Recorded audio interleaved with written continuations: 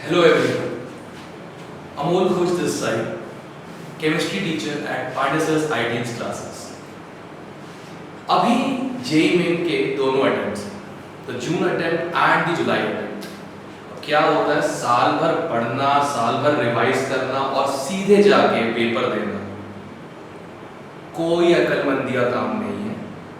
पढ़ती तो पूरी कंट्री है, तो सिलेक्ट हम जैसे तुम जैसे कुछ लोग ही क्यों होते हो जिनको एनआईटी या ट्रिपल आईटी से पढ़ने का सौभाग्य मिलता है। Yeah myself Amol Ghosh, mechanical engineer from NIT Bhopal, right. Rank आई तो ही मिला होगा। तो मैंने ऐसा खास क्या कि जो मेरे क्लास में टॉपर नहीं कर पाया, क्या खास किया मैंने ऐसा? पेपर के लिए पढ़ने से पहले मैंने ये पढ़ा कि पेपर में क्या होता है। सो पैटर्न सिंपल, 25 क्वेश्चंस हैं।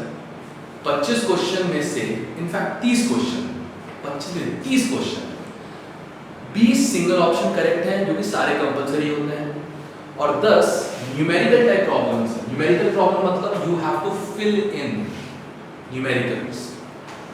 सो न्यूमेरिकल प्रॉब्लम्स में 10 हैं, 5 ही करने हैं, तो अटेम्प्ट 100 मार्क्स का ही होगा। 20 of these types, 5 of these types, 25 into 4, 100 का ही अटेम्प्ट है। अभी 100 में से ना लिटरली बता रहा हूँ 90-95 स्कोर तो डिफिकल्ट काम नहीं है। जितने भी लोग मार्क्स गवा के आते हैं केमिस्ट्री में, 2 रीजन से हैं। या तो याद ही नहीं था क्या करना था, दूसरा क्वेश्चन देख के छोड़ दिया। अरे क्यों भाई, पहला काम तो ये कभी मत किया करो, ये क्वेश्चन देखा छोड़ दिया, ये तो होना ही नहीं है इस टॉपिक का। आगे तो बढ़ो।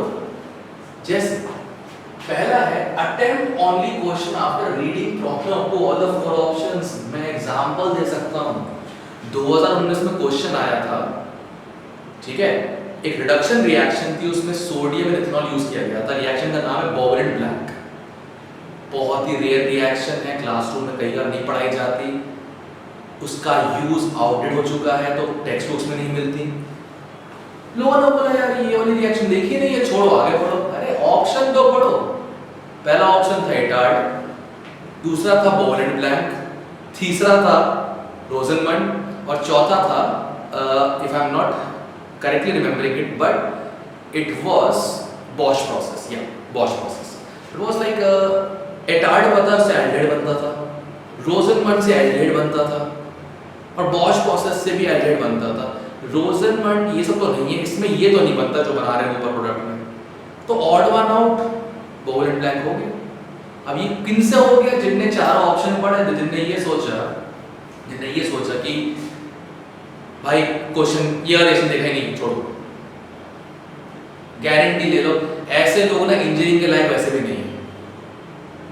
Problems when you are entering engineering ना, you are supposed to have options in front of you where you will use the best one to optimise and get the best solution out of it. ये चाहिए होता है। That is called the technical art of engineering, technology, right. However अगर लोग सिर्फ problem देख के solve करना चालू कर दे तो ये इंजीनियर थोड़ा ना होगा। तो तुम्हारा जेईई में तुम्हें टेस्ट कर रहा है कि तुम सामने पड़े ऑप्शन देख के क्या अपने आप को मैक्सिमम ऑप्टिमाइजेशन तक प्रॉब्लम सॉल्विंग करवा सकते हो। That's the first thing. Second thing जो मैंने देखा है, जो मैंने सोचा है, जो समझा है इसके बारे में, कि तुमसे वो उम्मीद यही कर रहे हैं कि तुम on the spot problem solve कैसे कर सकते हो। ये बात केमिस्ट्री में नहीं, मैथ्स में हुआ था। इंटीग्रल का क्वेश्चन आया 2008 में, इंटीग्रेशन का क्वेश्चन आया 2008 में। 2008 में वो क्वेश्चन इंटीग्रेशन का ऐसा था कि वो सॉल्व तो नहीं होना था इंटीग्रेशन को, सामने 4 ऑप्शंस थे, 4 नंबर थोड़ी खोके बैठूंगा उसके चक्कर में। 4 ऑप्शन डिफरेंशिएट कर दिए, जो क्वेश्चन से मैच कर गया वो आंसर है। That's how things work. और तब समझ में आया कि हाँ भाई, they are actually trying to test whether you are good at problem solving और not, and if not why not, right. So देखा जाए तो पहला पॉइंट सब लोग ध्यान से सुनो, attempt question only after reading the problem up to all 4 options. अगर ये काम नहीं कर रहे हो तो गलत कर रहे हो। कई बार ऑप्शन पढ़ के आंसर आ जाते हैं, ऑर्गेनिक तो खूब आते हैं। एक कॉम्प्लिकेटेड एल्डो कंडेंसेशन में ये था प्रॉब्लम, अजीब अजीब से दो रिंग वाले डायग्राम थे, सब परेशान सर ऐसे क्वेश्चन कैसे होगा। मतलब उनने नहीं, जितने एग्जाम दिए कैसे पूछेंगे, अगले साल वो रिपीटिंग क्वेश्चंस आए होंगे किताबों में, सर ऐसा बड़ा क्वेश्चन कैसे करेंगे। मतलब अक्लमंद लोगों, एल्डो कंडेंसेशन में अल्फा बीटा अनसैचुरेटेड एल्डिहाइड बनता है। ऑप्शन चेक करो, एक ही है जिसमें अल्फा बीटा पे डबल बॉन्ड लगा के रखा है, बाकी सब में या तो एक कार्बन दूर है या है ही नहीं। और यहां आती है प्रॉब्लम, समझ रहे हो बात, यहां आती है प्रॉब्लम। क्वेश्चन पूरा ऑप्शन तक इवैल्यूएट करो तभी हो, ठीक है। अब केमिस्ट्री में कई क्वेश्चंस ऐसे होते सीधे फैक्ट बेस्ड होते हैं, यार फैक्ट याद है तो ही, फैक्ट याद है तो ही, एल्स नहीं हो पाएगा, ठीक है। अब समझना ध्यान से, क्या चीज बताना सोच रहा तुम लोगों को, कोई फैक्ट ऐसा है जो लिटरली याद ही नहीं आ रहा, तो तुम कितने भी इंटेलिजेंट हो तुम वो क्वेश्चन नहीं कर पाओगे, करेक्ट। और अगर 1% में डाउट की आंसर नहीं है मत करो। If sure with the question attempt it properly and mark the correct option. जो पहली बार अगर दिमाग में सही ऑप्शन आया है वो बिना डाउट के आया, वही सही ऑप्शन है। अगर डाउट 1% भी आया, क्या ये होगा? छोड़ो, आगे बढ़ो, रिस्क मत लो। 0 बेहतर है -1 से, करेक्ट। सो ये एक इंपॉर्टेंट काम जरूर करना कि जब भी कोई फैक्ट बेस्ड डायरेक्ट क्वेश्चन आ जाए तो पहली बात वो पता होना चाहिए, तो दूसरा पढ़ाई क्या क्यों बैठे। You ought to know the facts, right. इसलिए हम एक ही चैप्टर को हर महीने बार बार पढ़ रहे होते हैं, कोई शौक थोड़ी पढ़ने का। अब बड़ा चैप्टर है, क्या नाम है, रिडॉक्स रिएक्शंस। अरे बैलेंसिंग आती तो है सर, ओएच नंबर आता तो है सर, निकाल लेंगे। एग्जाम में क्वेश्चन आ गया S4O62 नेगेटिव में दोनों सल्फर के ऑक्सीडेशन नंबर का डिफरेंस क्या है। अब सुनो भाई साहब, एवरेज करके 2.1 निकालना तो आता है, डिफरेंस के लिए एग्जैक्ट स्ट्रक्चर और दोनों सल्फर 5005 पता होना चाहिए। अभी नोटबुक में है और प्रीवियस क्वेश्चन में भी है, बट अगर आदमी हर महीने वो चीज रिवाइज नहीं कर रहा है, 1 महीने याद रखेगा, 2 महीने, 3 महीने, 4 महीने, और अगर अच्छी मेमोरी साल भर, बट अगर वो चैप्टर 2 साल बाद रिवाइज नहीं किया, वो फैक्ट रह जाता है।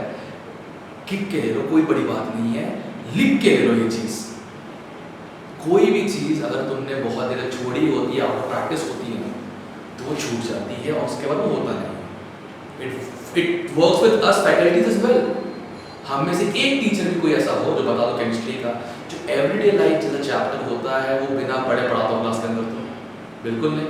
Because if you stop reading that chapter will forget the diagram as well, correct. It works on us. और हम तो वो हैं जो 12 से पढ़ा रहे हैं केमिस्ट्री, तुम तो पहली बार पढ़ के एग्जाम देने जा रहे हो, तो किस बात को ओवर कॉन्फिडेंस कि हाँ याद ही रहेगा। हर महीने सेम चीज रिवाइज करते रहो, दैट्स द ऑर्डर, ऑलराइट। और फैक्ट्स याद होंगे तो वो क्वेश्चन बिल्कुल देख के हो जाएगा। मेरे 6 महीने में हुआ था 2008 की IEEE में, 2008 की IEEE में यही हुआ था। अच्छा ये, अरे ये तो उसका प्रोडक्ट तो पता ही है यार, पैरा बनता हो गया। अच्छा ये तो मालूम ही है, ये रिएक्शन होगी नहीं, SN2 ये वाली हो जाएगी। अरे इसका आंसर डिफरेंस हो गया यार, 1 मिनट में 3 क्वेश्चन सही हो रहे और एक बार में सही हो गया, पता ही है कि आंसर क्या होगा उसका। और ये जेईई में होता है, केमिस्ट्री में खासकर होता है, पता आंसर होता है क्योंकि कहीं पढ़ के रखा होगा। हाउएवर 1% भी डाउट हो मत अटेम्प्ट करो, रिस्क मत, नॉट वर्थ इट, ओके। अब आते हैं last but not the least, numerical type answer. उनके ऑप्शंस नहीं होते, वहां तुम्हें आंसर टाइपिंग ही करना पड़ेगा। सो न्यूमेरिकल टाइप की बात की जाए तो 10 प्रॉब्लम्स हैं, 5 चूज करनी है। तुम्हारी जगह मैं होऊंगा तो 5 वो चूज करूंगा जिसको सॉल्व ना करना पड़े मुझे, क्योंकि कैलकुलेशन अगर लंबी खींचती है तो स्ट्रेस सा क्रिएट होता है कि घंटे में यार ये टाइम इसको दे रहा हूँ, वो वाला सेक्शन छूट रहा है, ये हो रहा है। नहीं भाई, ये तो होने ही मत दो। समझ रहे हो बात को? अगर न्यूमेरिकल टाइप है तो वो चूज करो जिसमें लिटरली कैलकुलेशन ना करनी पड़े। Number of chiral carbon in chloramphenicol से 2 होते हैं, इजी हो गया। Number of truncated number of hexagons in truncated octahedron कितना हो गया? 8। ये ऐसे questions, the coordination number, the third coordination number in a following unit cell, इस टाइप के जो सीधे क्वेश्चंस हो जाते हैं वो करो। Van't Hoff factor for infinite dilute Na2SO4 3 ऐसे क्वेश्चंस। क्लियर है? ये रखो। जिनका लिटरली बड़ा कैलकुलेशन है क्यों अटेंड करना भाई? मान लो सही भी हो गया तो टाइम कंज्यूम करेगा, उसमें तुम फिजिक्स मैथ्स बायो के अच्छे क्वेश्चन तुम कर सकते हो यार, right? So why take the risk of getting a bigger question into the deal? Select the 5 which have less caption, और वो तुम देख के समझ में आ जाता है। देखो समझ में अपने आप आ जाएगा, ठीक है? क्लियर? सो ध्यान रखना, प्रॉपर 25 क्वेश्चन के लिए 50 मिनट रखना अपने पास केमिस्ट्री सेक्शन के लिए। शायद 50 से कम में हो जाए, बट 50 का बैरियर बना के रखना ताकि ऊपर नीचे ना हो उससे, ठीक है? नीचे तो कोई दिक्कत नहीं, 40-45 एडजस्टेबल कहीं और यूज हो जाएगा। ऊपर जाएगा तो ऑब्वियसली बात है maths physics requires a lot of solving as compare to chemistry, और वहां गड़बड़ हुई केमिस्ट्री की वजह से तो प्रॉब्लम हो जाएगी, वो नहीं होना चाहिए। सो मुझे मालूम है स्ट्रैटेजी क्या होती है। देखो, सिर्फ पढ़ के जाके पेपर दे के आने वाले बहुत होते हैं साहब, बट जो स्ट्रैटेजी बना के जाता है कि पहले केमिस्ट्री करो वो भी जल्दी हो जाती है, फिर फिजिक्स थोड़ा कैलकुलेशन है, फिर मैथ्स, या केमिस्ट्री मैथ्स फिजिक्स कैसे भी, बट मैं केमिस्ट्री में टाइम ज़्यादा खत्म नहीं करूँगा मैं, क्योंकि वो सॉल्वेबल नहीं है, वो डायरेक्ट क्वेश्चन ही है, ज़्यादा टाइम होना चाहिए नहीं। अगर क्वेश्चन ज़्यादा टाइम खींच रहा है तो तुम नहीं कर पा रहे हो, छोड़ो, आगे बढ़ो। केमिस्ट्री का फंडा बहुत सिंपल है, या तो होता है या नहीं होता है, बीच की बात कभी नहीं होती उसमें, right? So that is how we attend the JEE main paper of chemistry section in 2022. Myself Amol Ghosh, chemistry teacher at IITians classes, Pandey sir's IITians classes. Wishes you all good luck, all the very best. चकते फट्टे 90 गिल्ली, ठीक है जी? ते सब कुछ चंगा हुआ ते IIT दिल्ली, क्लियर है? So all the very best. Do your best at the paper, अपने आप को काम रखो, कंपोज रखो। क्वेश्चन एक ही पर्पज से बनाया गया है, सॉल्व करने के लिए, तो तुमको वही करना है, प्रॉब्लम सॉल्व करनी है। इंजीनियर का काम होता है सामने पड़े ऑप्शंस के साथ जो पॉसिबल ऑप्टिमाइजेशन करना है करके question solve. So that will be all from my side. Thank you and good luck.